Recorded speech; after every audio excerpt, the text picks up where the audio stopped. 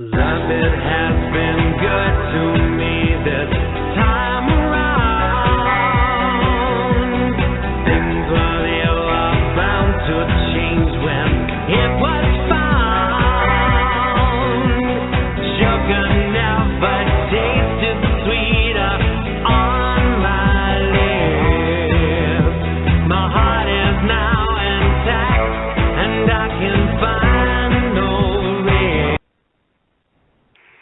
Well, a very good afternoon to you, and welcome to Xandermonium, the talk show that gets you talking. I'm Xander Gibb, and on today's show, along with my co-host Ty Paul Egar, I will be breaking down this week's hottest topics. And in part two, comedian and Salem mayoral hopeful Sarah Boyles will be dropping by to give us an update. More to come in a mere moment. So as per usual, you can interact with us during the show in the chat room at the bottom of the page. You can also call us on 347-884-9061. That's 347-884-9061. Or you can follow us on Twitter. You can tweet me. My Twitter handle is at XanderGibb, XanderGibb, capital X, capital G. Don't forget that little @ symbol. And Ty's Twitter handle is at TyPaulEgar, TyHePaulegar. Capital T, capital P, capital E. And you can also tweet our guest in part two, comedian Sarah Boyles, and her Twitter handle is at Boyles_S, BOYLES_S, all lowercase. Tweet me or Ty if you're too shy, and we will make your point for you. Oh, yes, we will. So in a week where Justin Bieber was roasted and clearly LA was pungent with the odor of a suckling pig, Hillary changed her email address to hills@screwyouall.com, and I completed a whole series of my TV show, Xandermonium. And I asked Sleep, wherefore art thou? So I am sure you are wondering if I watched or if I will watch the Justin Bieber roast, and my answer is emphatically no, with a capital N. Now, I'm still aghast that this little hooligan has a career, let alone comedians see fit to roast him. But seriously, I would be interested even in seeing the part where they shove the spike up his bony little ass. Allegedly, of course. Yes, indeed, folks. Hillary deleted several thousand of her emails before offering them for scrutiny. It's her right to do so, I hear you cry. It's her right to do so, I hear you cry. Well, tell that to the family of Chris Stevens. Now, while she was not the only one who used her personal email, as apparently Jeb Bush did too, it hardly makes it right, now does it? Now, surely matters of national security should not be communicated via personal emails. One would think not. Yes, indeed, we did a whole series of my TV show, Xandermonium, and we'll be back later in the year for Series 2. It's been an amazing experience, and it has taught me much about myself and my skill set as a presenter. I'm grateful to all of those who appeared on the show as guests and contributed on whatever level. I really do love you all. Well, except for that dickhead constant thorn in my side from the studio. You know who you are, and so do the sponsors. Onwards and upwards, as they say, and I look forward to filming in new studios with state-of-the-art facilities and my own parking space. That was Xander's Soapbox. I think I've got the wrong teeth in today. I'm breaking them in for a horse. That was Xander's Soapbox for this week. If you'd like to come and get on your soapbox, you can email me at xander@xandergibb.com. That's xander@xandergibb.com. So don't forget, from April that is, we move to our new time and day. We will be coming to you live on Saturdays at 1 p.m. Pacific time, 4 p.m. Eastern Time, and 9 o'clock in the UK. So make a note in your diaries. Also coming soon, we're changing to a new platform that will offer audio and video as part of the show. So make sure to keep your eyes open for that. Oh, yes, indeed. So joining me to break down the hotter topics, the issues that matter, is my co-host, broadcaster, writer, and homo with his own website, the one, the only, Mr. Ty Paul Egar. Hey Ty, how you doing? Hi, Xander. I'm well, thank you. Yes, I do have my own website now because that's what I've been doing all week before you ask. Absolutely. So tell everybody where they can find you. And I just have to warn you, there were no naked pictures on this website. It's all good stuff. So fire away. Tell us where it's at, Ty. So far, yes, that you can now find me at at www.tpegar.com. How easy is that? And you're going to love that accent, Joe, aren't you? Joe, because the only way I can say that is tpegar.com. There is no way I can change my accent other than it goes straight into my regional accent. Joey's asking in the chat room why the change. Why the change for what, Joe? Yeah, the changes from Broken Flowers. Do you mean? No, Broken Flowers is still there, but it's just not up yet. But right. That's just what she said. tpegar.com is all my information, Joe. So if you go to tpegar.com, you get to know everything about me. Well, not everything about me. Even his inside leg measurement. Oh, you mean the change in the time and the day for the show? Oh. Well, we've done in-depth research, and people have said that they would prefer if the show was on a different time and day, especially for the UK listeners. We have a lot of international listeners, so that's why we'll be moving over to Saturdays, and that's what we're gonna do. And Joe says, don't you dare change your accent, Ty. It's not possible. It's not possible. No, absolutely not. But also, we're moving the time as well of the show because the lovely Xander hasn't got sick of me yet. And if you want more of me, we have to change the times because it was making it difficult for me and Xander to hook up at this time for Xander and me. And a lot of people, as Xander was saying, well, they were trying to listen to us at different times. So this is why we're doing it. So here Absolutely. We are. So stick with us out there. We will get there, and you'll be able to see us on video very soon. We'll be doing a video and audio version of the show, and so we better get our roots touched up, Ty. I think My roots are always perfect, and the girls are saying they're always so busy on Saturdays. But you can always, what can I tell you? What you have to do is just anchor your handbags and refuse to do anything at that particular time of day. You're going to have to say to family, I'm very sorry, but Xander and Ty are on. Get away from me. And that's it. Absolutely. And the other thing is it will be archived, so you will be able to watch it and listen to it later. But I guess if you don't watch it live, you can't join in the chat and voice your opinions, as it were. So I just want to give out the phone number. We want people to call in today with their opinion on some of the topics that we're talking about. 347-884-9061. That's 347-884-9061. You are listening to Xandermonium. I'm Xander Gibb. And I'm Ty Paul Egar. Absolutely, and that's what it says on his website. So shall we get to some should we get to some of the hotter topics of the week, Ty? Indeed. Where are we going? Indeed. Absolutely. So it's no surprise, given the recent controversy surrounding the fashion police and the comments made by Giuliana Rancic that were interpreted as racist and Kelly Osbourne's abrupt departure. But who would have thought that Kathy Griffin would be wanting to leave now, too?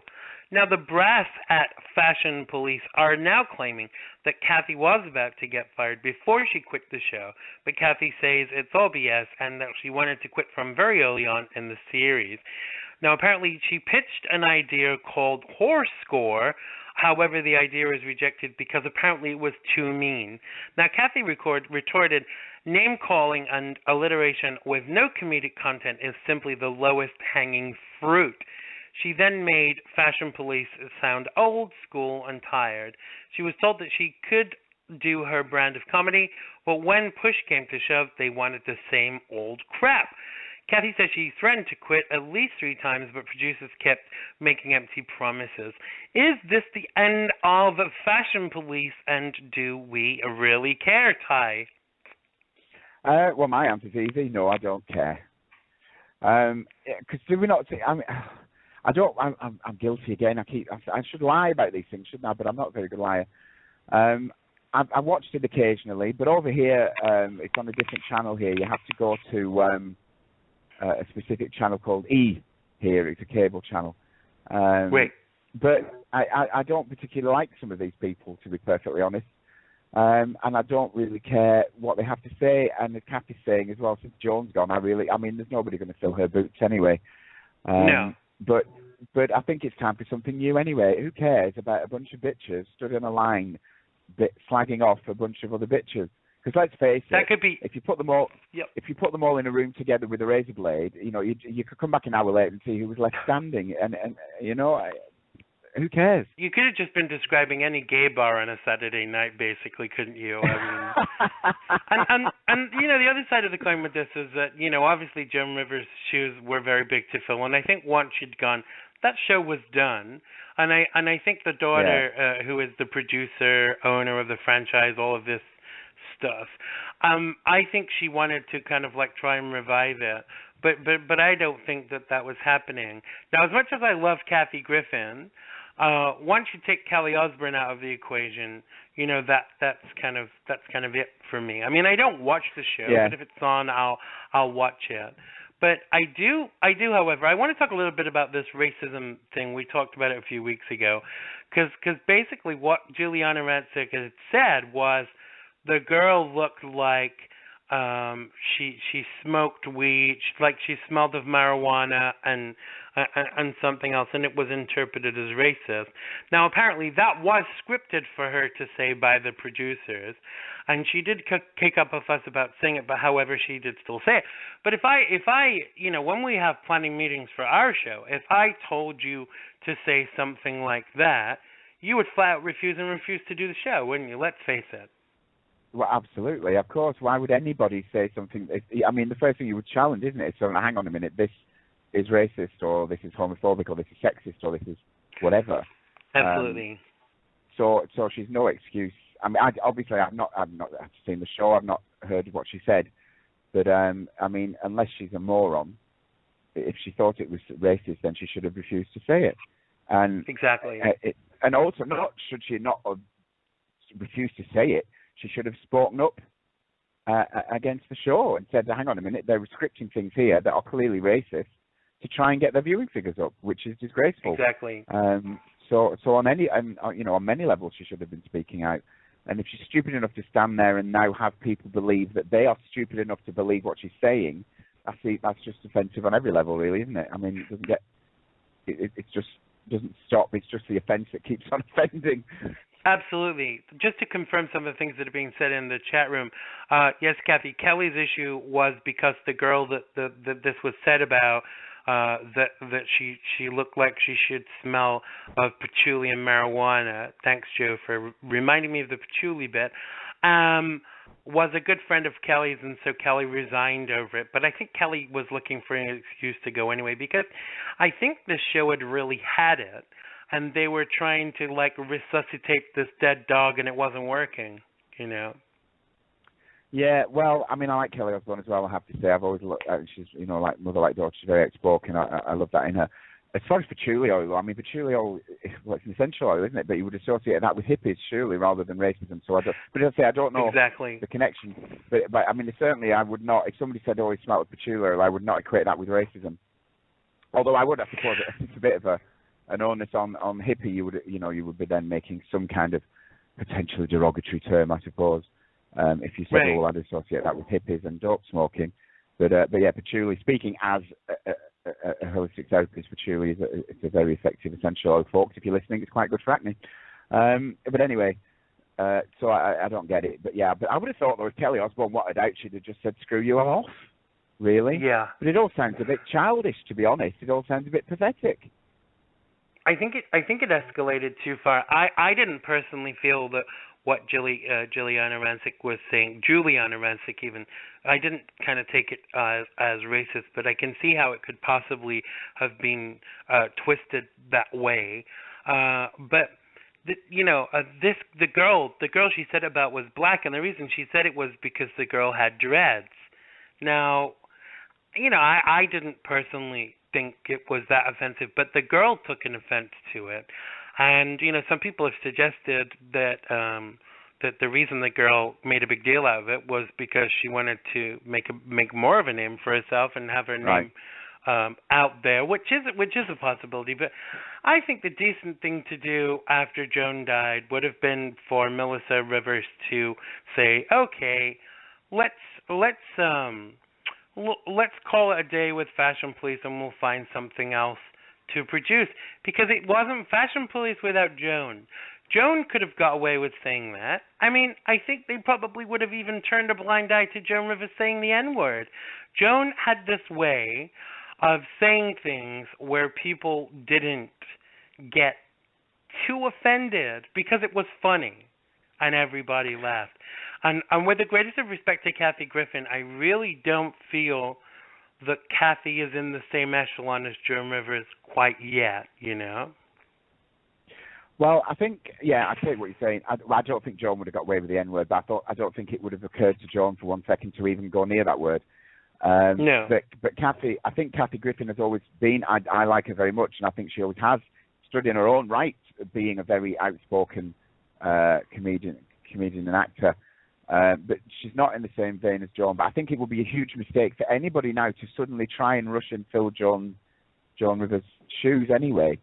That would be a big mistake. But there are two issues there for me. Just as you're saying that though as well. I mean, if this young actress was trying, if she tried to invent a racist comment there to get a bit of publicity, then that would be disgraceful. And if she did try that, I sincerely hope it backfires on her, because that would be a shocking thing to do, just to try and get a bit of publicity. So that I have an issue with if that was the case. And the rest of it is, I mean, I suppose, though, on one hand, though, Melissa maybe wanted to keep it going because it was her mother. Maybe she wanted to keep it going in her mother's name. We don't really know what's going on in her head, because it must be terrible. Because once that show's gone, I suppose it's the last thing her mother did. So once it's gone, that's it, isn't it? Do you know what I mean? It is her mother's legacy. Absolutely. It's the last thing. So it might actually be that it's just painful for her to say, do you know what? Let's shut this down now. I don't know. I mean, it would be hard, because it's that gone for everything, isn't it? Once that's gone. Yes, so I don't know. indeed. Maybe it's just. Maybe it's just too painful for her. On the other hand, though, it might be wise now to look at it and think, do you know what? I'm actually now. This is tarnishing my mother's name, because people are looking at going, this is really sad. So let it end on a high as opposed to going out with a whimper, So exactly. Now, Kathy just made a very interesting point in the chat room. She said, just like to me, nobody can take Rosie's place on The View. Now, I don't know if you've been following the View, what's been going on with The View, but there was issues between Rosie and Whoopi, and I think Whoopi felt like, that Rosie was treading on her shoes a little bit. And anyway, Rosie decided to leave, for her own kind of like mental health sake more than anything else, and the fact that, she's just, she just split up with her partner and she has a small child at home and stuff like that. Now, I saw things in the press this week that people were saying, oh, Rosie was rude to the producers and all of this, and then it came out after that actually the producer was rude to her, and Rosie said, don't speak to me that way. Now, whether Rose is a star or not, she has every right to say, don't talk shit to me, And so people are still kind of like trying to put the knife in for Rosie. They've also said this week that the ratings have gone up on The View. I don't believe that for 1 minute. I haven't been watching it. I don't want to watch it without Rosie. I was happy she came back, and I think Whoopi drove her out. And to me, Whoopi should have been more concerned about the show's ratings than her own personal ratings. Don't you agree? I think, I mean, I don't watch it. We don't get it over here that I'm aware of, to be honest. We have our own version here. It's called Loose Women, I think, is our version of it. But I think when you put oh, Kathy, steady now with these opinions. When you put two, for those of you who are not in the chat room, serves you right, you should be. I'm not telling you what Kathy's saying now, but she's being quite straightforward about her opinions of Whoopi Goldberg. But when you put two forces of nature like Whoopi Goldberg and Rosie O'Donnell together on a set, I would imagine you kind of duck and cover, because neither of them are shy of giving you an opinion. Right. And I mean, it's a long time since I've seen Rosie in anything, which is a shame because I am a big fan. I think she's a very talented actor, and I think she's a very talented comedian. And I know actually recently she was in the show, but I missed it. I didn't realise it was on. But I mean, as these days, you and I don't know what day it is half the time. But so it's a shame, and it seems to be there's a lot of controversy about a little show, which is a shame. But then Whoopi Goldberg on the chat show, it just seems wrong to me that these two hugely talented people are fighting over a chat show. It's a bit sad, really. And will we ever really know the truth? I mean, Whoopi Goldberg, and I don't know. People are always going to have the favourites, aren't they? I mean, Whoopi Goldberg, again, in her own right, is a massively talented actor and very, very talented comedian. I love Whoopi's stand-up. Her characters are incredible. I mean, she can take you from tears of laughter to tears. It's a very, very talented woman. Very surprising comedian as well. You never quite know what to do with her performance. So, I mean, they're very talented people individually. So, I mean, I would imagine that those two personalities together in a room for any length of time are going to clash at some point. Egos, we all have them. We're performers. And to say that we don't would be naive and stupid and would be untruthful. So, of course, they're going to clash at some point. And also, I mean, Rosie, we do know Rosie's struggled with mental health, and I can relate to that, having mental health, having a mental illness myself. So, I mean, and plus having a child, all that's going to build up, isn't it? So who knows? Do you have really a child? No, please God, don't even start. I mean, from a viewer perspective, I kind of think that it was like we were made to choose, and I didn't like that. And I kind of, I've been a fan of both of these women, as long as I can remember. I've had more kind of like personal contact with Rosie than Whoopi. I mean, Whoopi wouldn't know me if she stepped over me in the street. But I have to say, as a viewer, I want to see a higher level of professionalism, and I don't think that was shown. Now, people are going to say if I apportion blame to Whoopi that it's not fair and all of this, but even just some of the things that Whoopi was arguing with Rosie about were pathetic. Like this, there's a TV presenter here called Brian Williams who they found out he lied about certain things. And Whoopi kind of, stood by Brian Williams, and she said, well, I've done it myself. And I thought, you've only said that in order to disagree with Rosie, and for me, that doesn't cut it, If that was actually her opinion, which I doubt very much, I would have been the first one to say, you've got your right to that. But arguing just for the sake of arguing with Rosie, it's it's not good, and it doesn't do the show any good either. It really doesn't. But do you know what? At the end of the day, I think, as we're talking about this as well, if you're not strong enough to be in that game, then leave it, because this is never going to change. It's always been the same, and I doubt it's going to change anytime soon. You're going to have these personalities vying for the most attention. Whoever's ego is the most fragile is going to be the most vicious, I think, really. I think that's always been our experience, hasn't it? That, the people think, aren't they lovely? And it's the one that's always clamouring for the most attention, who is the one that's the most capable of the most vicious attack, and the most, the one that's capable, who will stab you in the back first. And they're always the most fragile, usually. But if you can't, really, if you can't take the heat, get out the kitchen, is the old saying, isn't it? So at the end of the day, it's up to the girls, isn't it? If they can't cope with each other, then don't work with each other. And I think Rosie, maybe she is the bigger one. She said, you know what, I don't need this shit. I'm off. Yep, that's exactly what I think. She, you have to take into consideration. A year ago, Rosie had a near fatal heart attack.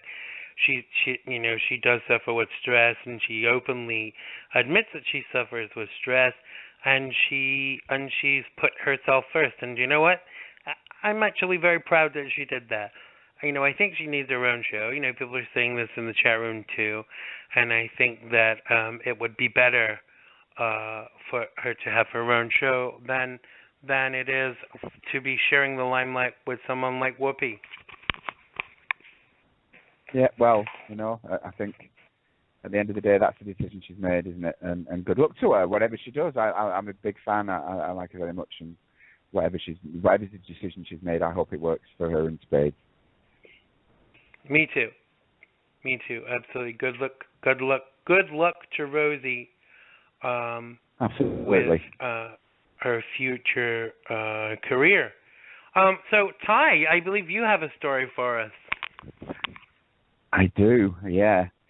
Judgmental and archaic. That's not how you would want Sir Elton John to describe you, is it? Anywhere, is it really? But that's exactly how he described Domenico Dolce and Stefano Gabbana after they said in an interview that their only family is a traditional family. They oppose gay adoption and think that chemical offspring and rented uterus were not life in its natural flow. Sir Elton quite rightly responded by saying, "How dare you refer to my beautiful children as synthetic?" He also criticised them for wagging their fingers at IVF treatment. "I shall never wear Dolce & Gabbana again." The comments that had enraged Elton so much were the ones from Dolce, who said, procreation must be an act of love. You were born of a mother and a father, or at least that's how it should be. I call children of chemistry synthetic children, rented uterus, semen chosen from a catalogue. Gabbana added, the family is not a fad. In there is a supernatural sense of belonging, which is a bit weird. Despite this, Gabbana had revealed that he had asked a female friend to be a surrogate in 2006 and that Elton was being intolerant and not respecting of the ideas of others. Well, what can I tell you, boys and girls? As far as I'm concerned, being intolerant, I think Sir Elton showed a huge amount of tolerance simply by not popping on a plane and smashing their faces in. That's basically like saying, I know I'm a bit racist, but hey, we all have a right to our views. If we don't move this is ridiculous pattern of thinking from our past, then this is exactly what the future holds for our children. More hatred and more resentment, more intolerance and prejudice, and it doesn't bear thinking about, but even more bullying. Things are changing so rapidly in the world, and as far as I can see, our communities are coming together in beautiful ways that should be celebrated, not torn apart by thinking that frankly should be buried along with tired old styling that hasn't really changed much over the past 10 years anyway. Personally, I've always found Dolce & Gabbana a bit trashy, and now they seem to be proving me right. You don't get trashier, Xander, than calling children lesser because of their parentage. What do you think? Well, my initial reaction to this is GFY, Dolce and Gabbana. But first of all, aren't these two guys are gay, aren't they? So they should really know better. I'm aware, yeah. Absolutely. And you know, there's been discussion about this today on social media, and you know, first of all, whilst I totally agree with Elton's perspective on this, you know, Elton really has not got such clean hands about LGBT issues after the fact that he sang at Rush Limbaugh's wedding, and the community hasn't forgotten that. Now that shouldn't detract from this, but surely we can if we can allow Elton to carry on and not judge him for that anymore, surely we have to give Dolce and Gabbana the I want to call them cabana, like a beach hut. Surely we need to give them an opportunity to learn from this, because we did that for Elton, you know? We gave Elton the opportunity to learn from the fact that he spat in the face of the gay community by playing a Rush Limbaugh's wedding for $1 million. It wasn't like he needed the money. He didn't give the money to charity. And like I say, not that I think that these things should detract from his point, but I think that homos that live in glass houses shouldn't throw stones. Absolutely, but he did actually, to be fair, we did have a go at him about Russia as well, but he went over and he did a really big thing as well, and actually went over there and spoke out very loudly about what Putin, against what Putin was doing. So for me, yeah, he did make up for it. But But actually, it's not a case of the only reason I picked up on it. It's got really nothing to do with Elton John. It's to do with the fact that they're saying, that gay adoption's wrong. That if it's not a natural birth, if it's not of quote unquote natural parentage, then it's not a natural child. Then it's not natural. That gay adoption shouldn't be is not natural. What's happening now in the world? Hopefully in the next week or so. I'm going to have some really exciting news about something that I'm involved in. But in the world that's happening now, gay parents are becoming really important in the world. Children are having much more exciting opportunities. Certainly in Glasgow, gay couples are being supported as foster parents, not just as adoptive parents. Around the world, this is becoming an opportunity for children to have a normal life. And we are normal people. And that's the message that must be put across. And the last thing we need are idiotic comments from people with their kind of media coverage, with their access to that kind of media, making stupid, thoughtless comments like that. And also that life is supernatural. As far as I'm concerned, is that what we're talking about, religion again, or do they believe that life is magic? Yeah. Because if they believe that life is magic, then I need to introduce them to a few scientists who can explain actually what life is about and how it's created. And it's not magic; it's science, you morons. But it can't be allowed. We've got to stamp on it quickly. Yeah. So as far as it just happens to be that I picked up on it, Elton John responding to this, and I am behind him 100% in the comments that he's made,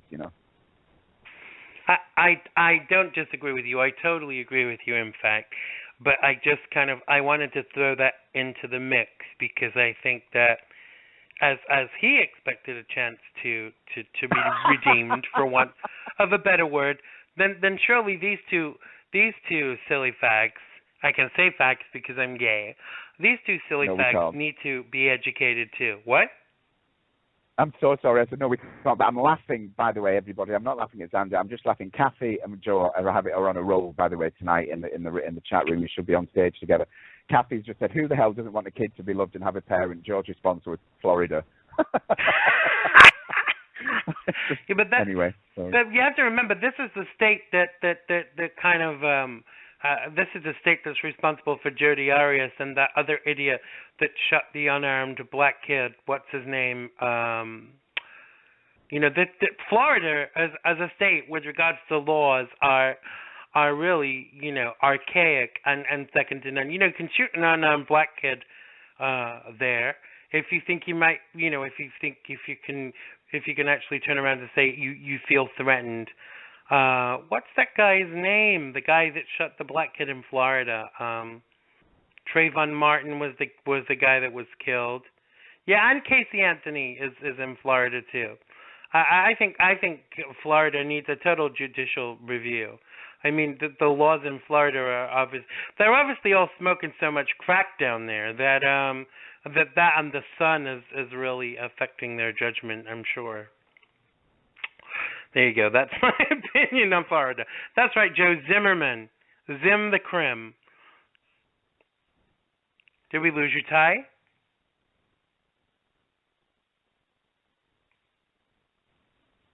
Hello?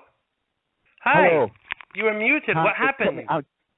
It cut me off. I've just had to dial back. I don't know what that was. That was Skype, by the way. That was not Blog Talk. Skype cut me off. How very dare you. I don't know what that was about. Yes, maybe it was Florida that cut me off. Who knows? Maybe it was somebody that's from Florida originally that works for Skype that thought, "Screw you, Igor. We're gonna show you." Yeah, absolutely. How dare you mention Florida like in such a way? But there you go.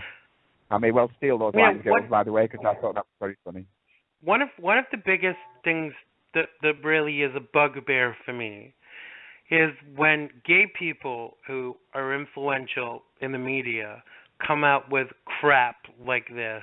Because what this says to me is that all of the work that we've done, you and I and other campaigners have done, to enable them to have their little faggy asses on the television, as designers and to be accepted in the community is in vain because they don't appreciate the work that's been done to enable them to stand on that platform and have that opinion. Well, absolutely. And all I have to say to them is, do you know what I mean? It was like June 1968, Stonewall. Get a grip, people. You know, Yep. the monumental things that have happened on that day, and I think it was June 28th, correct me if I'm wrong, folks, phone in and tell me, I think it was. Anyway, you know, and the things that have happened since, and the fight that you and I were involved in, and people since, you know, and the beautiful people we've lost in the years through AIDS and HIV, you know, and we get to this point where people, where you know, that we can get married and our sisters can get married, and transgender people are now getting laws that support them and free them. And then idiots like these two make stupid, crippling comments like that. Because, and I say crippling because it gives power to those morons out there who will use that and say, see, we're right, and even gay people agree, or even, you know, these people, because they see these are people as in people in power. You know, there are people out there that believe that celebrities are important. They believe are influential, and we're not important. But it's just, they're just people who make clothes, and not that good, by the way. Can I say to you people, Dolce & Gabbana, your clothes are crap. Frankly, your sunglasses are awful, and they're overly priced. And as far I am waiting. as breeding, you know, feel free not to. If you don't want to have children, then don't. I don't have children. It's something occasionally I regret. I think, well, I would have liked to have children, but now, and I don't now. But I mean, if you don't want to have children, if you don't think that's right, that's okay. You know, it's like, it's the same stance as where people stand. People, I was having a conversation with somebody actually yesterday about people very seldom ask gay people where they stand on abortion, and it's somewhere we don't go very often. But if you have an opinion and you don't want to share it, then don't. But you don't. Right. But making comments like that about children, to me, is just unforgivable. It's just not acceptable, because it's. I mean, because, and it also invites bullying. That's what concerns me. So what are you going to do? You're going to look at a child and say, "Oh, your parents are gay." Oh, you're not. Well, oh, so you don't really have parents then? I mean, it's just, do you know what I mean? It just opens that doorway even wider to the bullies, and even wider to the potential damage of that child as it's growing up. And frankly, I would have got on a plane and punched the two dicks in the face. You know, it just made me so angry when I read it. I mean, I'm just waiting for Madonna's reaction to this, because Madonna couldn't be more pro-gay. Madonna couldn't be more pro-gay adoption and fostering. And she's championed these two idiots for the last 30 years. I don't think they would be where they are today without the support that's been given to them by people like Madonna. So either apologize or they will boycott your brand. I'm telling you guys, apologize and get yourself educated on the issues, or look forward to zero balances at the cash registers in the future. Because I think this is the thing as well, what we need to do, I mean, more than ever now, the gay community worldwide, and this is something I'm going to become involved with very soon, worldwide, the gay community needs to know that we're all here for each other, and there needs to be a platform for that. And when I say gay, the LGBT community needs to know that we're all here for each other, and they need to be able to, reach out for each other, because time and time again, we lose our chance to communicate with each other, because the press is obviously so fast, but the internet's faster. And these are things that need to be addressed, and there need to be ways that we can do that and support each other. And that's what needs to change. And young people as well, particularly, you know, young people need to know that we're out there for them, and they need to be able to reach out. And all that needs to change. And as a community, as a nation, I've always, you know, I call us the gay nation. As a nation, we need to be able to start using our voice properly. And then if we have to stand, and obviously we disagree with each other, and that's fine, but we can't start disagreeing on a level that's going to hurt our children, because these are our children we're talking about now. They're not somebody else's children, they're our children, and we're all responsible for the children of this planet, whether they're our children or not. You know, you cannot turn your back on a child. If you turn your back on a child, you're just the same as the monster that's hurting them. and that's not acceptable Absolutely. at any level for anybody's child. So tell us what you think out there, people. 347-884-9061, 347-884-9061. Tell us what you think on this or any issue. You are listening to Xandermonium. I am Xander Gibb. And I am Ty Paul Egar. Absolutely. So we just got time to talk a little bit, Ty, about this last story. We've got about 5 minutes. I don't know what you've heard about this, but sadly, we don't hang people for treason anymore. However, right now, I wish they did, as only 6 out of the more than 600 British jihadists have had their bank accounts frozen under special terror laws. But Jihadi John is not one of them, and only £50,000 worth of assets were frozen in bank accounts opened by terror suspects operating in the UK, which is remarkably low. Now, more than 600 British-based jihadists have traveled to Syria and Iraq to fight with our enemies, the Islamic State of Iraq and the Levant, which is called ISIL, and other terror groups such as Al-Qaeda, but alarmingly, only 6 currently have their assets frozen. Those accounts can be used to fund terrorist activity in the UK, as well as pay for extremists to travel to the Middle East. Of the 25 terror suspects on the list, just 13 have been added since 2011, when the uprising in Syria against Assad began. Should we allow those that go to aid our enemies to keep their money in their accounts, or should it be frozen and given to the victims' of families? What do you think about that, Ty? I love the idea. I think you should run for office. I love the idea that their money should be given to the victims of the families, or at least put into some kind of foundation that supports the victims of the families of the victims. That's the right way around, isn't it? Sorry, I confused myself then. But certainly, I don't understand why their assets are not frozen immediately. You know, why are they still allowed? Because surely, if they still have access to their accounts, they still have the capability of movement. I don't get this, but a lot of this defies logic as far as I'm concerned. We know where they are, we know what they're up to, and we do nothing about it. And then we say, and then the government says, oh, we're a bit surprised we didn't see that coming. I'm like, well, why? Did you nod off at some point while you were watching them? Because everybody else seems to know exactly what they were doing, but you. How can that possibly be the case? And it freaks me out every time I hear it, because it's just incompetence. So I don't think it's just a case of, yes, of course their assets should be frozen, but I think it really is time, and I know we always end up on the subject, don't we? We should just tell everybody we're a political show. I don't think we go anywhere else. But it really is time that we hold these politicians, or these people, actually the security forces, like, do you know what? You missed this. How did you miss it? Right. Because you're incompetent. Exactly. You're fired. You're fired. Go away. Bring somebody else in. This man or this woman was incompetent. Your family were murdered because this person who was the head of our security dropped the ball. They dropped the ball because they're not very good at their job. We have fired them. We're hiring somebody else. In this country, what? Sorry, go on. I thought you'd finished. No, that was it. Do you know what I mean? But it should really be a case of that. I'm sick and tired of these people just keep getting away with it. And I mean, not only do they get away with it, they seem to get a pay rise at some point. Yeah, and an expense account. I mean, you know, in this country, we have a system where they allow for something called victim impact statements, which basically is the victim and the families of the victim having a say at a trial in order to kind of ensure that the punishment fits the crime. Now, I think in this country and in the United Kingdom, that are supposedly civilized countries, if people that are citizens of either the UK or America go off to aid our enemies against us, not only do I believe they should not be allowed to come back, they should have their citizenship revoked, but anything that they own, property, money, anything like that, should go to the families of the victims.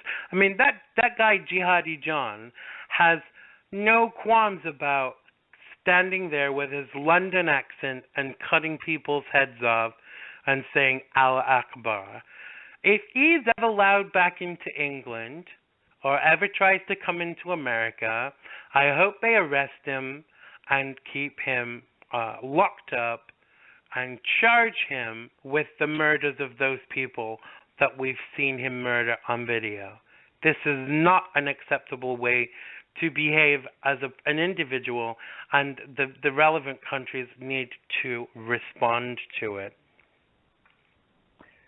Absolutely, and I couldn't agree more. But do you know what worries me about all this? And I've been watching it on the news, and I've been listening to them report, and I've been watching, and showing the photos of these people. And now, of course, the terrorists themselves will be just lapping this up and loving it because they're just using these people to suit their own purposes. But I'm not. I mean, I'm just thinking of listening to these people. I'm thinking, right, are they converting to Islam or whatever they want to call themselves? I'm casting no aspersion on the religion. I'm talking about what these people believe they are doing, or are they just mentally ill? Are they just sociopaths that are using this as an excuse to just kill people?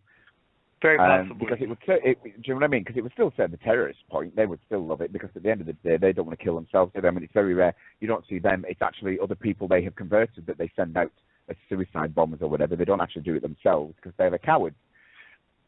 But so it always, it's what purpose they solve. But of course, because I know we've talked about this before, the legislation was, we're going to stop them coming back into the UK.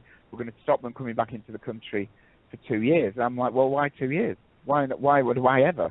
Why? Because in 2 years, surely we could just get more indoctrinated and more brainwashed. And then they're going to come back here feeling, what? Well, thanks for keeping me out for 2 years. I feel so much better now. What an absurd. Absolutely. Who came up with that idea? Again, well, it's ridiculous, isn't it? Like, why don't we send them to Center Parks, too? That would be better. Well, absolutely. Here, just come back after 2 years. I'm sure you won't feel resentful at all. And by the way, we've kept your mortgage. I mean, what? That's somebody, as you just said, isn't it? Yeah, let's give them a pay rise and an expenses account. Well done. What a great idea that was. You moron.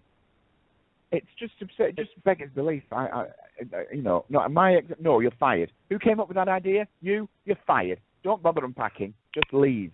Leave your desk. I want people to remember this. I want people to remember this when the election comes up very soon in the UK. Please remember these politicians that have allowed these things to happen. Make sure you think of this when you put your X in that box. Don't vote for people that have allowed this to happen. Absolutely. It's an atrocity. It really is. It sure is. It's not that far away. Absolutely. We're going to do an election special for the UK, too, so that will be fun. Now, talking of elections, our guest today is Illinois comedian and mayoral hopeful Sarah Boyles, no stranger to our little show. She speaks her mind and is funny to boot. So I would like you to join me in welcoming back to the show the one, the only, Sarah Boyles. Hey, Sarah, how you doing? Hello, Xander. How are you doing? I'm doing good. I am fabulous. You're live on Xandermonium with myself and my co-host, Ty Paul Egar. So welcome back to the show. Hello. Hi, Ty. Hi, how are you? Pretty good. So tell us, what you've been out on the campaign trail this week. You've been knocking on doors and walking in the rain and visiting various venues. What kind of response have you had from the people that you've been meeting on the campaign trail? Well, so far it's gone really well. I would have to say I'm humbled. I didn't expect the support that I am receiving at all. I kind of expected to be killed or beat up at least. But so far it's going pretty well. There's a few people that, were concerned why some people didn't like me and maybe were speaking ill of me, and I really just addressed it by telling them I don't even know who those people are, so I wouldn't know why they don't like me. I mean, it's a small town where I'm running 7,000 people about, and word gets around, and so far it seems like it's more of a positive thing right now. It was extremely negative. It's getting more positive because people didn't think a comedian could run for mayor. I think they're finally getting comfortable with that idea. Well, didn't a comedian run for the presidency of the United States of America? Why can't you wear two hats? Exactly. I mean, it's just, it's just the area I'm in, I believe. Well, I've been, like, recently, you've probably seen, I've been pushing very hard for we have a very high suicide rate in the county I'm in. One of the highest in Illinois, which is scary. And I mean, a lot of them are teens, and they're young. We just had a 13-year-old a few years ago shoot himself. I mean, it's very sad. And we just lost another resident recently. Very, very sad. And, this area, it's riddled with drugs, not a lot to do. I'm wanting to do more as far as improv, fashion shows for both sexes, not just girls, for boys if they want to, help too. And that idea is not looking, some people don't agree with it exactly, but I can't think of a thing in the world wrong with that idea. Absolutely not. So can I just ask you, Sarah, we've got, it looks like we've got some callers. I think they've probably got questions. Are you cool with taking some calls, or would you rather? Oh, yeah, not? definitely. All right, let's bring on our first caller. Hi there, in the back. You're live on Xandermonium. What's your name and where are you calling from? Can you hear me? I can hear you. I can. Xander? Speaking. Oh, it's Neil. Yeah. Hey, hi, Neil. Welcome to the show. Hi, Xander. I want to say hi to the folks at NYC. How's the weather up there? It is not bad today. No rain right now, but we're expecting it later. Yeah, we're just. Go ahead. Did you have a question for Sarah or a comment or? Yeah, I just wanted to say that I come from the town where Sarah's running for mayor at. I'm following her campaign on Facebook. Go ahead. No. The floor is yours, I'm Neil. following her. Yeah, this is the first time I've ever been on radio, so forgive me a little bit. You're fine. Yeah, I come from the town where Sarah's from. I'm about 20 miles outside. I'm a local farmer there, and our community has been hit. I believe 60 Minutes did a feature on it in the 80s. One of the big news shows did it, and we're a very small farming community. We had a couple of factories, and then during the 80s, during the farm crisis, a lot of the farmers sold their farms or lost them, and then that was a big loss for the town. And then as well, when some of the free trade agreements went through and a lot of the jobs went overseas, we lost a lot of the factory jobs, and that's contributed to a lot of the depression and the drug use and everything. Right. Yeah, I would Absolutely. have to agree with that. So will you be voting for Sarah Neal, do I take it? I would vote for her, but I am too far out of I don't believe I'm close enough in. I live 20 miles away in a different town, so I don't think I'm legally allowed to vote for her. But believe me, I would vote for her if I was legally allowed to. Well, thank you, Neil. Absolutely. There you go. There's an endorsement for you. So thanks so much for calling us today, Neil, and you have a great day. Yes, you too, Xander.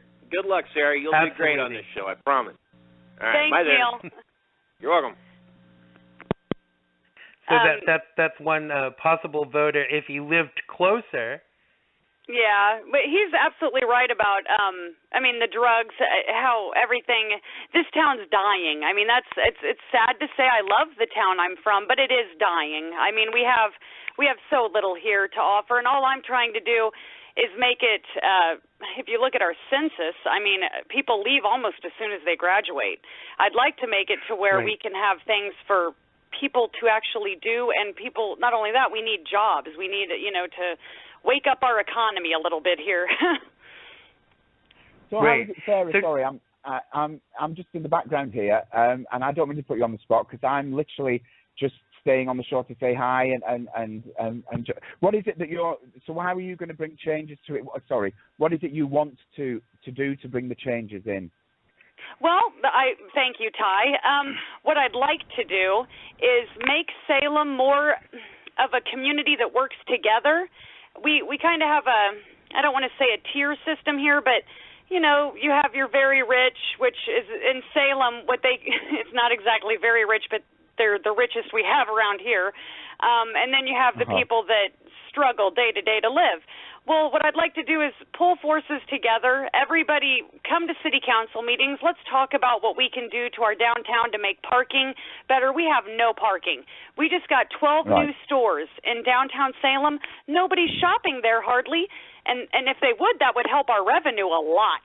But I mean, we just have no parking. You know, if we could just get some parking down there, make it and it's a pretty town, but it's also not a very accessible town. Do you know what I'm saying? So if we could make it more comfortable for people to come, park, shop at our shops, have a good time, don't worry about getting a ticket for parking on the street, you know. And then not only that, like our youth, they leave because there's only pretty much sports. We have a swimming pool and we have school sports and we have mini golf, which I'm not talking bad about our mini golf, but it's like in a backyard. I mean, but it's fine. No, I'm not even joking. Don't they have a mobile disco that comes around in the back of a van once a month or something like that? No, but shortly we will be. No, we don't.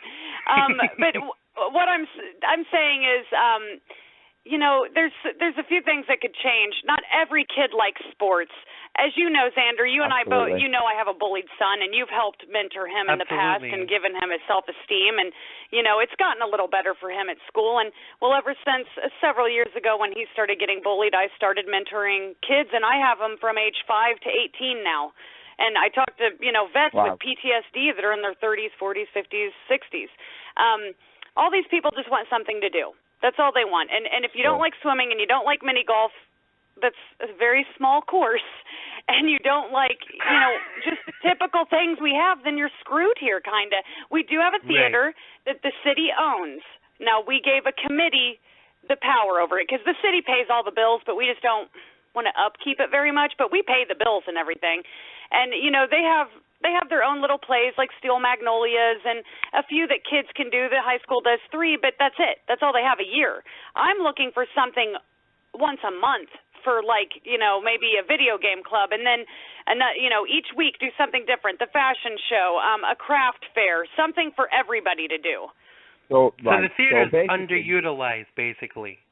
Oh, we don't use, well, no, now they would be very angry if I said that. They use it for their plays, but it's not, you know, God forgive me, it's not all ages.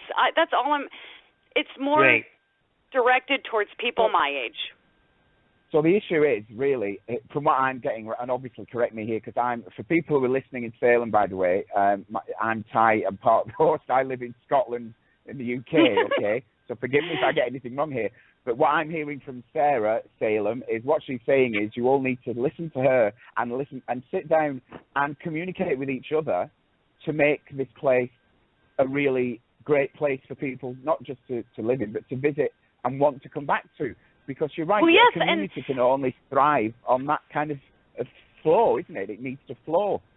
Oh, exactly, and maybe a little bit more open minds, like when, well, I know Xander knows this, when I first ran, I received death threats, and I had like an arson attempt on my house, which I'm over. I mean, that's fine, you know, but that just showed how small-minded a few people were.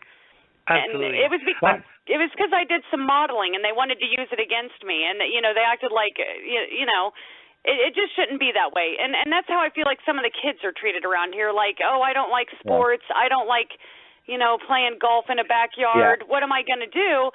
Well, you know, like my oldest tried out for a play and he didn't make it. Well, I did try to get him in another play, and there was nothing around here unless I wanted to drive 30 minutes. You know what I mean? Wow. So I'm just trying to make this more.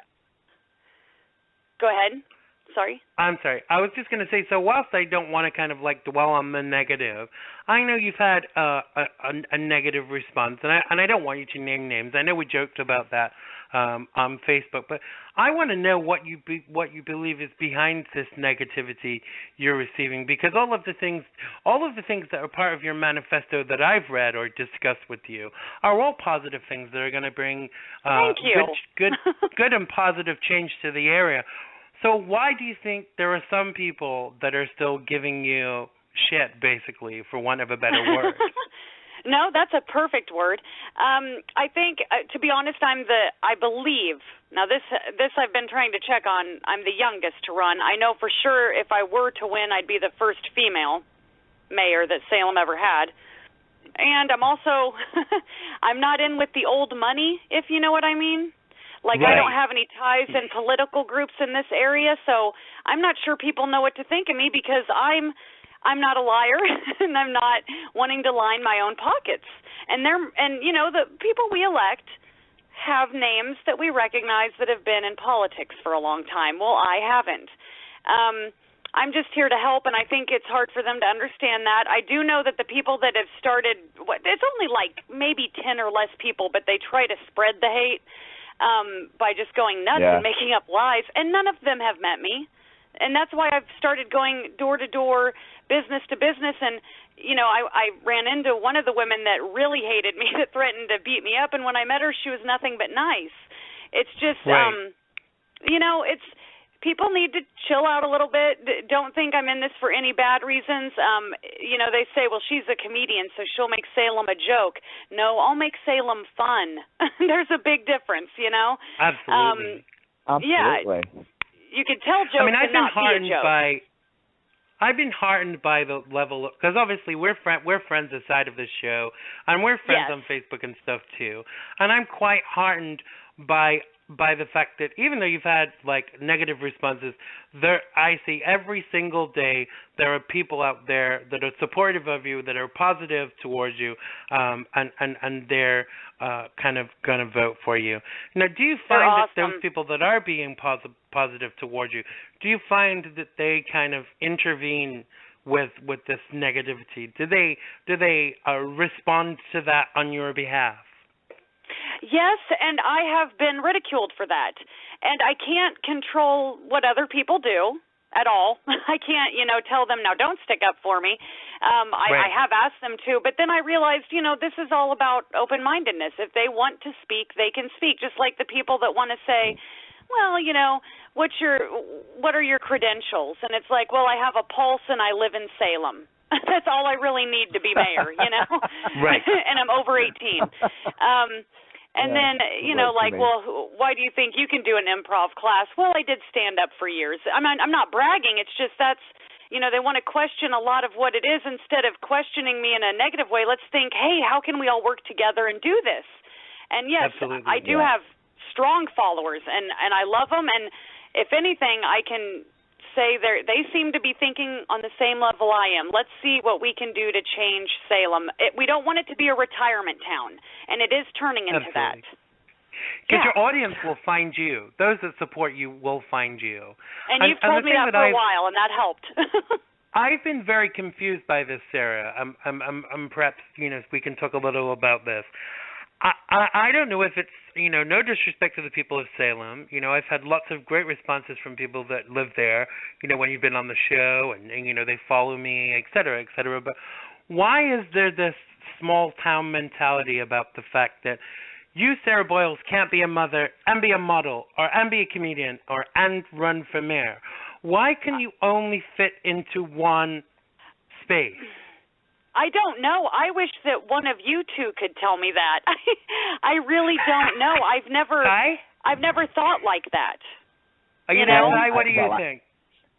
I think it's because it just scares people when strong women start making strong statements, doesn't it? It still scares people. Right. True. Hillary Clinton still scares the shit out of people. Oh, she scares the shit out of me, you know. And well, no, we thought, you know, but I think that's the case. And sadly, but I think you're doing. I mean, all you're doing, Sarah, is what you're doing is moving, you know, in the right direction. But what people have, I think, of Salem have got to ask themselves when it comes to voting is, right, okay, so let's look at what's been happening for the past however many decades. Nothing has changed. Our children keep leaving. And that's not a good thing. Sarah wants to change that. What could go wrong, you know, other than our children might want to stay around and our economy might improve and the town might look better. I'm not really seeing what's scary about that. How dare you push for positive change, Sarah Boyle? You are a bad citizen of Salem for pushing for positive change. I mean, and isn't it ridiculous? That's the thing. I really do want to. I mean, we need more business. I can understand why some of the children leave. I do understand that, but I've been wanting to, like I said, work on the parking, get it where we can actually be a cool town. It's historic. I don't know why we don't make the parking more readily available. We have beautiful little shops and. But you know that actually happened. That actually happened once when I lived many hundreds of years ago, Sarah, when I was a young man. That actually happened when I lived in a place called Croydon, just outside London. They had this long street of restaurants and bars, and then in their infinite wisdom, the local government, for want of a better word, made it all a no parking, one-way street, and then couldn't understand why everything was just starting to close. And it was for exactly those reasons. And it was just because it was a room full of stupid men, are you listening, Salem, who hadn't communicated properly. And they realised, and it cost them hundreds of thousands of pounds because they had to reverse all that because the businesses were going under. You know, they were because nobody could stop and shop. Parking is so important. I don't think people, and I'm glad you said that because, like, here you only have 2-hour parking. And if you have a handicapped person with you, that's going to be really hard. And again, we're a town with many elderly or toddlers. We have a lot of children, too. I mean, all this. It'd be hard to get a lot of that done in 2 hours. So I'm pushing for 3 hours. But again, it's only one-way parking. You know, you can only it's not great streets again. How about a car park, Sarah? How about a car park? I mean, wouldn't that kind of like go some? So, I mean, I know a lot of places. I went on Friday after work to go and post a letter. I drove around for 20 minutes to try and find somewhere to park, whether I had to pay or not, and I could not find anywhere to park. When I came back on Saturday to post my letter, it was exactly the same. Eventually, you know, I found some parking, but businesses suffer when the area is not accessible. And, you know, you made an interesting point about disabled people. When you have a disability, the accessibility is not just being able to get up a ramp into the store, it's to being able to get to the front door of the store to get up the ramp. Exactly. And also we have a problem with getting them into the store with ramps. I mean, there's quite a bit of work that needs done downtown. I'm not going to say there isn't. But again, you know, people want to say, well, Sarah, you promise a lot. No, I'm not promising anything. I'm only the mayor. City council will have to agree with all of this. I can't force anyone to do anything. I don't know how it is in Scotland, but in America, a lot of towns have mayors as figureheads. We're just kind of like the cheerleader to the city council. We do present what we're going to vote on, but I don't even really get a vote unless there's a tie and I have to break it, you know? So, I mean, it's not like I'm the almighty over here. I'm just going to be the mayor who makes less than $3,600 a year. You know, it's a figurehead job. But I'll be able to go talk about bullying. I'll be able to set up where people can go visit the elderly. I mean, I'll be able to do things like that. Yeah. But I can't fix Salem in a day. So over here, it's a council, so it's kind of local government that do things. They have a mayor, but they're kind of for sure. You would be more important as a mayor. You would actually have a more active role than a mayor here. They're more a kind of a token gesture, I suppose, here. Oh, okay. I'm sure they wouldn't agree with that as I say that, but we have more of a local government is kind of what goes on here. Although they are, by the sounds of it, no more useful than what's going on right now with you. But that's how it kind of works. But I don't think it's any more effective by the sounds of it. But hopefully that's going to change, Salem, when you all go out and vote for Sarah. I'm voting for you. Well, I'll send a vote. Won't be any good, but I vote. I certainly look forward to being you. picked up from the airport in the mayor's car. That's going to be quite I don't even salubrious. get a car. You don't get a car? No, surely it's for a very civic thankless duties, job. You get a car. Oh, wow. I want one. That should be the first thing I rule on, or that I present is like, let's get me a pay raise, a car, and a helicopter. I don't know. Yeah. Absolutely. Well, even better, you can send a helicopter for me, Sarah. That will be great when I come to address the town on equality. Well, there you go. Did you ask me something, Ty? No, I just said no. I was just saying, screw the car, go for the helicopter. But Kathy in the chat room Okay. We're all on the same page. Yeah, Kathy in the chat room though, just saying, what the hell does she get? I think it's kind of stress, really, isn't it? Is what you're going to get if you get elected. You don't get the car, so you don't get the helicopter. I'm sorry. Are you planning a celebration banquet for when you win? What are you going to do to celebrate if and when you win? Let's say when you win. Let's be positive. Yeah. Let's go when for that. I win. I don't really know what I'm going to do. I know the election night I'm going to have my closest friends and family nearby, just to hear the announcement. And then after I win, I'd like to do something big. I mean, I'd love you here, and I also would love Trevor Moore here, which is another, comedian that was on TV, had his own show. I've wanted him here for a while. I know that if I weren't mayor, he'd never be here. They would never want him here.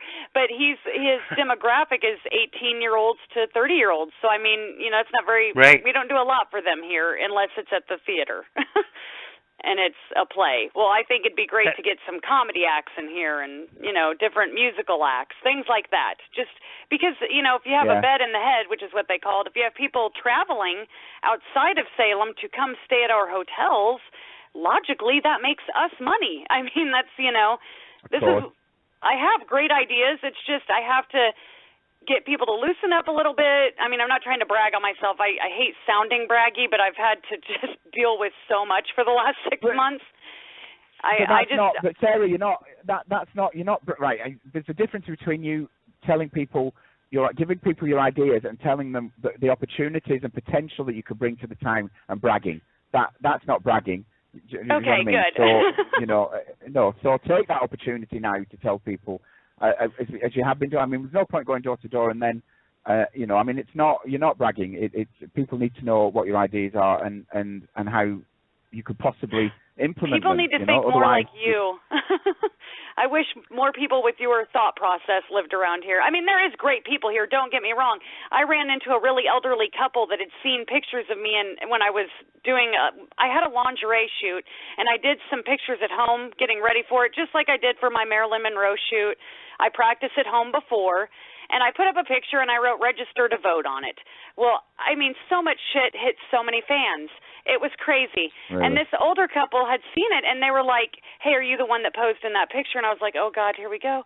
And they were like, no, you never should have taken that down. Why change for anyone? And I was like, oh, you're very open-minded people. That's awesome. Yeah. And it really, we learned a lot from each other that day. I even posted about it because I was just, almost in tears walking away. I was like, wow, they're not judging me. They're really good people. They said I had their vote.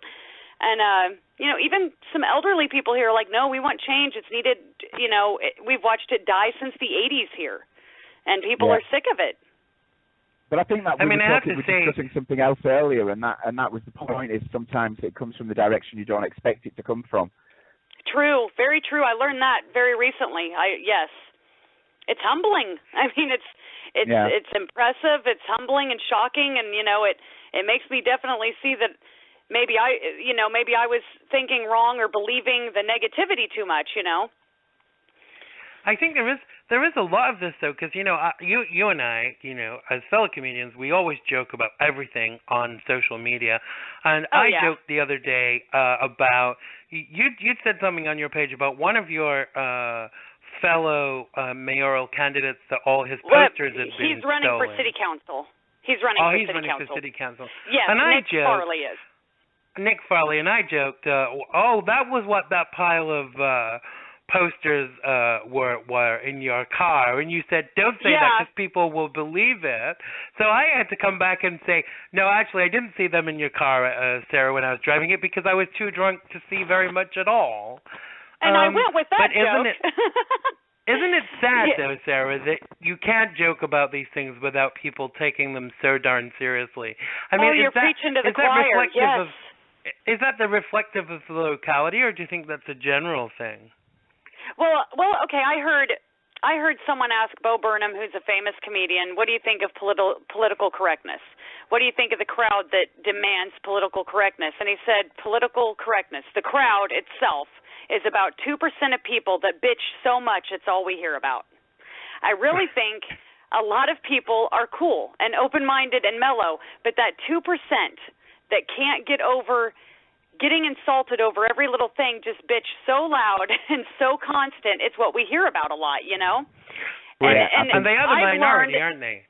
They are the minority, and I want them to know that, and I'm trying to show them that, because a lot of people are afraid to be true to themselves, and people keep saying, the reason I'm voting for you is because you stayed yourself. You never lied. You never changed. And, you know, and I was like, well, that's awesome, but I never even noticed I did that, because that's kind of how I was raised, to be who I am. Well, I hear these 10, 15 people bitching, you know, saying, well, Sarah posed in a corset. And it's like, well, you know, I wasn't naked, so just shut up. I mean, that's just how I feel. So So who was that senator recently that they came up with? He was a Republican senator. I think it was Scott Walker or somebody. And they came up with these from a photo shoot he'd done in the 80s. And the shot, I mean, he's not gay, I don't think, but it looked like it was for a gay magazine because he was in his underwear. So you know, what is it? Is it because you're a woman? Is it because you're, you know, we haven't got to your political affiliation as to yet, but what is it? Why is it okay for that Republican senator to have done that, but it's not okay for you to have done it? You know, I think if we expect something from our elected officials, it should be the same across the board and not different just because one happens to be a woman or whatever, you know? Well, I agree with that, and I also think it's because I'm in a tighter election, a small city, so I'm easier to throw stones at. I don't know if that makes sense. If you know, I mean, I admit I have not slept much. I've been working so hard, so if I'm... I have one piece of advice, because I teach different things for people in the place I work, and I also teach guided meditation, by the way. But one thing to remember, I'm a big fan of Bo Burnham, by the way. I know I'm living in the outback of the UK, but I know who he is. But the one thing to remember, never ever fool yourself into believing that there's such thing as common sense, because it doesn't exist. And you'll be fine. Yeah. Because you know it doesn't sound harmonious, come on, be honest. It's neither of us, darling, neither of us are common and neither of us are sensible. So that really wouldn't work out, would it? But that's why the 2% always get away with it, because people assume that they will follow them, and as long as you don't, you'll be fine. True, and don't be afraid not to follow them. You know, don't be afraid to stand out. And you know, sometimes, well, in the small town I'm in, and I'm sure you too might know what I mean. But if you have the right last name, you can get away with saying anything. Oh, yeah, absolutely. Okay, and if you have the wrong last name, you have to watch what you say. Well, I've never believed in that. I've never thought that should even be a thing. I think that's a stupid way to live. Trust me, I mean, the way Xandra and I came up the ranks in London, you know, through the West End as musicians, etc., you know, 120 years ago, it was exactly that, because we wouldn't play those games, we wouldn't play by those rules. I was just a baby back then, Sarah. You have to know that. Oh, yes, you were, I'm sure. Obviously. In utero. Obviously. Yeah. It was something. I was a mere cell. So, Sarah, I know you're going to keep coming back throughout this process to kind of talk to us, but what's next for you? What are you going to be doing in the coming weeks? And when is the actual election? The election is April 7th, and what I'll be doing is I'm still going to be doing meet and greets. I also, you know, on my free time, which is not much right now, I'm still volunteering, mentoring bullied kids, suicidal teens, also suicidal adults. Like I said, I'm not joking. It's very bad in this area. It's depressing. I'm going to keep mentoring them, keep trying to help them stay perked up, keep myself perked up. I'm going to go to the debate. I believe it's around March 31st. They haven't given a date yet, though. I will be debating for the first time in my life. I'm not going to go there and pretend that I can fix the world, and you know, I'm excited for the debate, just to show people the real me. You know, I think we need a fresh face in Salem. I've thought that for years.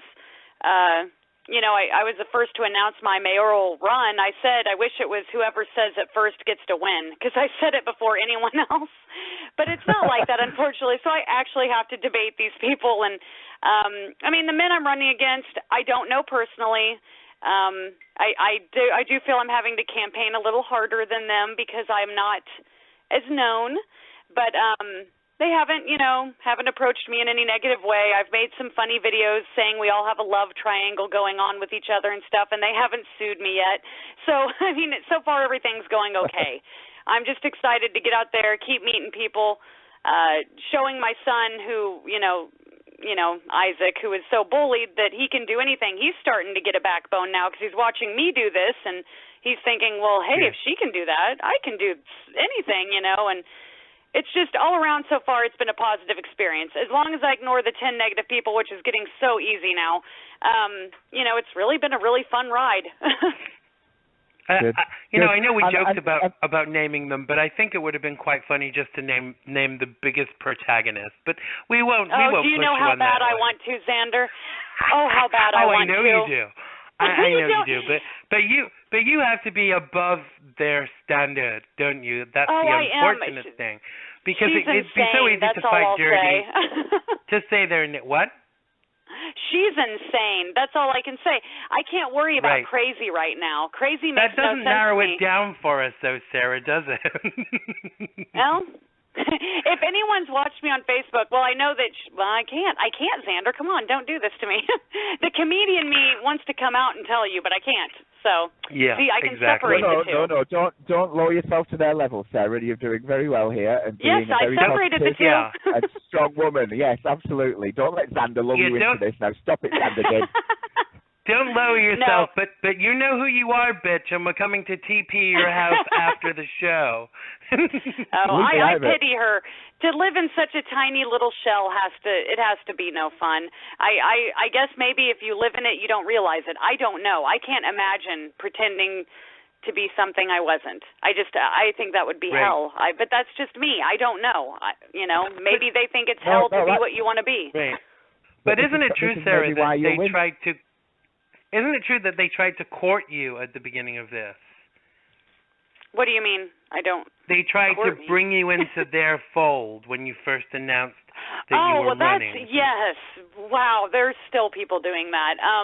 Offering me almost bribes already, and it's like I haven't won and I may not win. I mean, it's such a small town. People are wanting me to buddy up with them, and but I don't believe in favoritism. I believe in helping everybody. I mean, from the poor that live on the west side of our town to the wealthy that live not on the west side. I believe in helping all of them if I can. I mean, I'm not going to play favorites. But and also, I think, but maybe this is I think you're doing the right thing. Just keep being yourself. That's what's going to win at the end of the day, because you've started being honest. You're in the middle of it now when you're being honest. So get yourself to the end being honest, and that's what's going to get you the win at the end, isn't it? Whereas other people change these tactics, they lie, they forget what they've done. I think that's when people's real personality comes out, isn't it? It's when they make those mistakes at the end, and we see them for who they really are. You've got nothing to lose because you're being yourself. I'm just kind of worried, Sarah, when the pictures come out of the threesome that we had last year with you, myself, and Hillary Clinton. I mean, I'm just worried about when that comes to the public eye. I'm bringing them to the debate. I'm going to do a slideshow. Good. Can you get me some 10x8 for my desk? Oh yeah, definitely. Well, listen, Sarah, we're coming to the end of our time together, so please use this last part of the end of the show to tell people where they can find you on social media and how they can assist your campaign. Well, I'm not taking any donations. I'm doing the opposite of what any other politician would do in my place. I know this area doesn't have the money. Most people that would support me don't have the money. So I'm doing all monetary things myself. People have been dropping things off for me without me asking, so really I'm set. As far as talking to me or if they have any questions for me, the best place would be at my Facebook, just Sarah Boyles, or Sarah Denise Boyles Politician. That's my page for the mayoral run, and I have myself locked out of Twitter because I forgot my password. Wow. Excellent. I've tried everything. I can't remember it at all. When they resend it to you? I don't know how to do that. I'm gonna. It's S or what is it? It's Boyles _S. I'm gonna try more to get on there, but I've been so busy, I haven't tried my hardest. So I'll try again to get back into that Twitter. If you go to the sign-in page, Sarah, that's a major communication platform that you need to be on there, Sarah. Come on. Oh, I know. That's how I booked the Trevor Moore. The comedian was on there. But, yeah, so I locked myself out. So, Xander, I may be calling you later asking you for help on that if I can't Absolutely. figure Very out how to. simple, Sarah. If you go to sign in and it gives you the wrong, it says that's not the correct password, it should come up with it will give you a link to be able to rechange to redo your password. Well, I'll have to do that then. Okay. Are you signing in on your tablet or on your phone? Tablet. I remember I'm against cell phones. Right. It doesn't. I think it definitely does on that, but I'm not sure it does on a cell phone. So give that a try. And make sure you people of Salem get out and vote. Whoever you vote for, we encourage you to get out there and vote. Have your voice heard. And yes, we have a very low voter turnout. Thank you. I wanted to say that too. Absolutely. Only 28% showed up last election. So. Wow, that's staggering. 28%. Because what I really hate is that people complain about who got elected, and then you say, who did you vote for? And they say, oh, I didn't vote. And I want to slap them in the face because that's a vote wasted. So get out there and vote. Whoever you vote for, obviously we are leaning on the Xandermonium show towards Sarah Boyles, but we have to be as impartial as possible. But if there is a gay guy running, you better vote for him over Sarah Boyles. I can be a gay guy. I was going to say, you speak for yourself. I'm voting for Sarah. You speak for yourself. Sarah's got my vote. That's that. Well, that's awesome. I appreciate you having me on, Xander, and letting me. It's a pleasure, and I hope you'll come the week before, and we can do the week before the election. We can do a final kind of like run up to it. Maybe what we could do is we could do an analysis of the other hopefuls. Oh, we can't do that, but would that be fun? Trust me on that one. You and I would have a blast, but I can't. Maybe we should do it after the election because it's not much. After the election. Can't do much damage. Yeah, it'll be great. That would be absolutely funny. So thanks so much for joining us, comedian Sarah Boyles and Salem mayoral hopeful. Hopefully you'll be back with us in the next week. It was good to meet you, Ty. Thanks. Make sure you go out there and follow Sarah on social media, Facebook and Twitter. And when she gets back in on Twitter, she will, I'm sure, follow you back. So for now, thank you so much for joining us, Sarah Boyles. Thank you, Xander. Bye-bye. Thanks, Sarah. So thanks to everyone who's made today's show possible. Thanks to Ty for co-hosting. Thanks to Sarah Boyles for joining us. And thanks to you for listening, and thank you so much for your continued support. We will be back with you next week. Well, I will. I'm not sure if Ty is going to be here next week, but we will let you know through the week who's gonna be here. We're gonna play out with a song called "The Character of a Good Man" by Laurie Nebo. This is me, Xander Gibb, saying goodbye, and Ty. I'm Ty Paul Igor saying good night. Good night from me, and it's good night from him. Good night, and we love you all. Bye-bye. Bye. Bye.